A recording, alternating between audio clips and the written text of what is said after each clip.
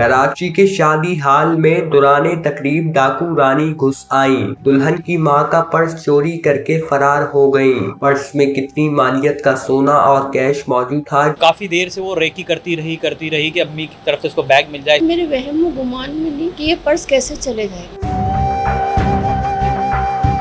पहले तो मुझे बताइएगा जब उसमें एक वाक़या पेश आना, एक खुशी होती है इंसान की जब उसके बहनों की भाइयों की वो शादी होती है, एक खुशी का समा होता है और एक जश्न का समा होता है, लेकिन उसमें फिर अगर इस तरह का वाक़या पेश आ जाना, एक भारी मालियत वहाँ से जो है वो आप उससे एक महसूस होता है, ये क्या मामला था और किस तरीके से बेसिकली एग्जैक्टली पेश कहाँ आया, कहाँ पर गलती हो गई कि आप इस वाक़े को देखना। ये तकरीबन 25 पिछले महीने की बात है, 25 अप्रैल को दरबार बैंक्वेट है सखी हसन के ऊपर, कॉर्नर पे ही बना हुआ सखी हसन जो बना हुआ है मोबाइल मार्केट सरीना उसके सामने।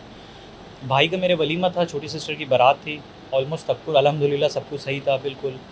लास्ट मोमेंट जब रुखसती होती है बस उस टाइम भी थोड़ा सा एक इंसिडेंट हुआ है हमारे साथ। मेरी वालदा थी, वो उस बैग को कैरी की हुई थी काफ़ी देर से। मेरी वालदा पेशेंट है तो इस वजह से वो ज़्यादा उठ नहीं रही थी, तो हम लोगों ने एक अमूमन ऐसा ही होता है ज़्यादातर के लोग दे रख देते हैं, तो वालदा के पास ही था बैग। बस वो लास्ट मोमेंट में भी वालदा ने पता नहीं रुखसती के टाइम, क्योंकि तकरीबन कुछ 11:30 12 12:30 का टाइम था, तो रुखसती के लिए वालदा बस कुछ सेकंड या मिनट के लिए, आप 2 से 3 मिनट लगे होंगे, बस वो उठी हैं और वालदा ने रखा है पर्स और वापसी गई हैं तो वो पर्स गायब।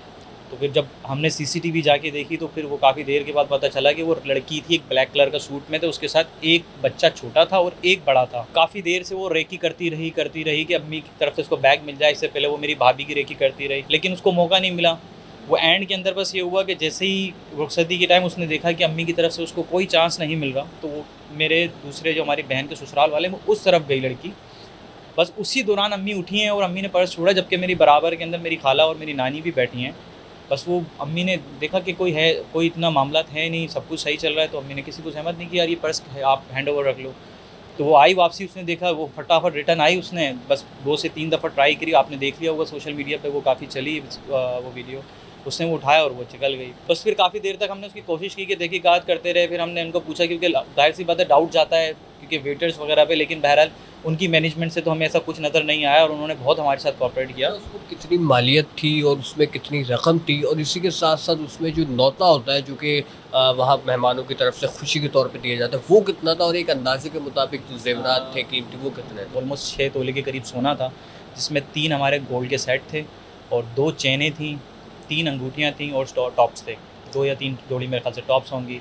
इसके अलावा घड़ी थी और तकरीबन जो ख़ानदान के एनवलप्स आते हैं ज़ाहिर सी बात है सब शादियों के अंदर, तो वो जिसको भी मिल रहे थे वो वालदा के पास ले जाके जमा कराया था कि एंड में जो भी होगा घर जाके देखेंगे। तो वो सब उसी के अंदर था। तो तकरीबन अगर कैश की मारियत लगा लें तो तकरीबन कुछ मतलब ऐसे थे जो हमारे करीबी थे, तो हमें पता लगा कि उन्होंने काफ़ी अच्छी अमाउंट इसके अंदर रखी हुई थी, क्योंकि ज़ाहिर सी बात है जब सबको पता लगा तो तकरीबन 2 सवा 2 लाख के करीब तो कैश था हमारा। तो अगर आप इसको अराउंड फिगर कर लें तो आप लगा लें तकरीबन 15-16 लाख रुपए के करीब के अंदर उसकी मालियत थी। पुलिस के पास गए हम, तैमूरिया थाने में इसकी एप्लीकेशन हमने जमा कराई है। पुलिस ने भी यही कहा कि हम कोशिश कर रहे हैं और आपकी फ़र्दर ज़रूरत पड़ेगी। उनको जो चीज़ें चाहिए थी वो चीज़ें प्रोवाइड कर दी, दरख्वास्त दे दी, तस्वीरें हमने प्रोवाइड कर दी, वीडियो भी दे दी, लेकिन अब तक बहरहाल अभी तक ऐसा कोई मामला या अभी तक कोई रही थी मतलब, क्योंकि छोटा सा जो लम्हा था इसी में टर्निंग पॉइंट हुआ है, इसी में जो है वो इस तरफ हम लोग गए कि मुश्किल की तरफ। तो ये किस तरीके से हुआ, उन्होंने पर्स क्यों रखा था आखिर, और या वो किसी को दे सकती नहीं, किसी के आश्रय में रख सकती थी, ऐसा क्यों उन्होंने यही कहा कि बेटा मैं ज़्यादा उठ नहीं सकती, चल नहीं सकती, तो मैं एक जगह बैठी रहूँगी, तो बैसी की अच्छा ये रहेगा कि मैं ही इसको कैरी कर लूँ। तो वो काफ़ी देर तक बैठी रहीं और तकरीबन पूरी तकरीब में उन्होंने इसको संभाल के रखा। और एक दफ़ा वो बीच में शायद एक रस्म के लिए शायद गई वो स्टेज पे, तो उन्होंने अपनी मेरी बहन खाला लगती है उनको हैंड ओवर किया और वो चली गई। तो अब अम्मी ने यही कहा कि अब मैं पेशेंट हूँ, मैं बार बार उठ नहीं सकती और हॉल में घूम नहीं सकती, तो अच्छा यही था कि यार अम्मी के पास रहे, कोई दूसरा ज़ाहिर सी बात है हिफाजत नहीं करेगा जो अपना घर का बंदा कर सकेगा। बस वो ये गलती हो गई कि, लेकिन वो अम्मी मेरी इसी बात के लिए वो परेशान और वो रोती रहेंगे, यार बस मेरी एक मुगालती की वजह से। हमने ये कहा अम्मी आप अल्लाह ना करे आपके साथ में, मतलब चले गई, अल्लाह पाक बेहतर करेगा। तो ये बस ये मामला थे मेरी अम्मा वालदा की वजह से। हमने कहा ऐसा कोई मसला नहीं है। वो यही कह रही है कि यार मैं सही होती तो ये नहीं होता। मुतल्लिका हॉल के जो इंतज़ामिया थी, उनके जो ऑनर थे, उनकी तरफ से क्या रिएक्ट था आप लोगों के लिए?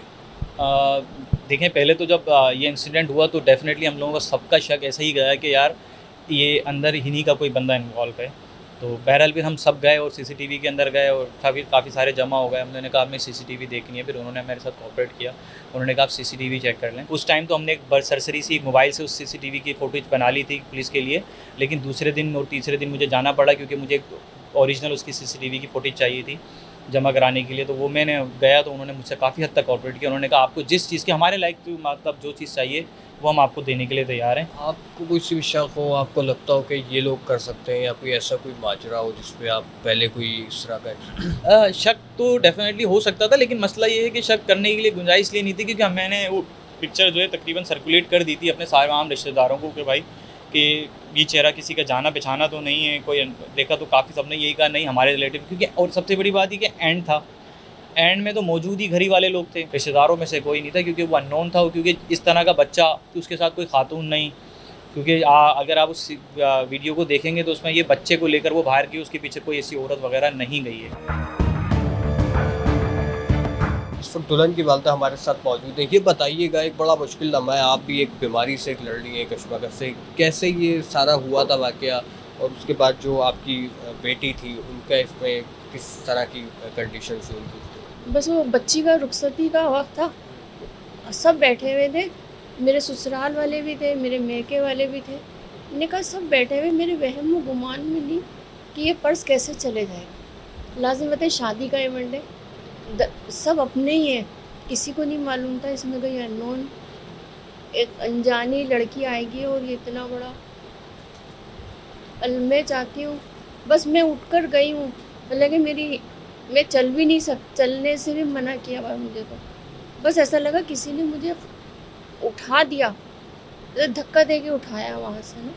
मैं बस इसी उसमें उठ के वो बच्ची की तरफ गई हूँ, रुखसती हो रही थी उसकी, वहाँ गई हूँ, बस खड़ी भी नहीं रही। वापस रिटर्न आई हूँ तो पर्स